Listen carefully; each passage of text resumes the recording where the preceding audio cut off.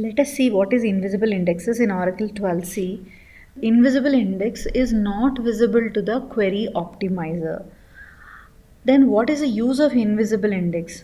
Even though it is not visible to the optimizer, but it is maintained, index structure is maintained by DML operations.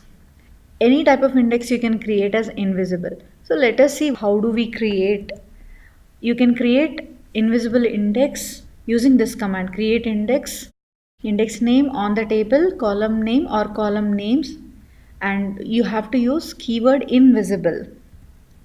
Previous to Oracle 12c, if you want to create second index on the same column or same set of columns, it used to throw an error. For example, here you can see create index on customer first name and last name, it will get created. Again, if you want to create, in this first scenario, B3 index is created because that is a default index if you don't specify any keyword before index.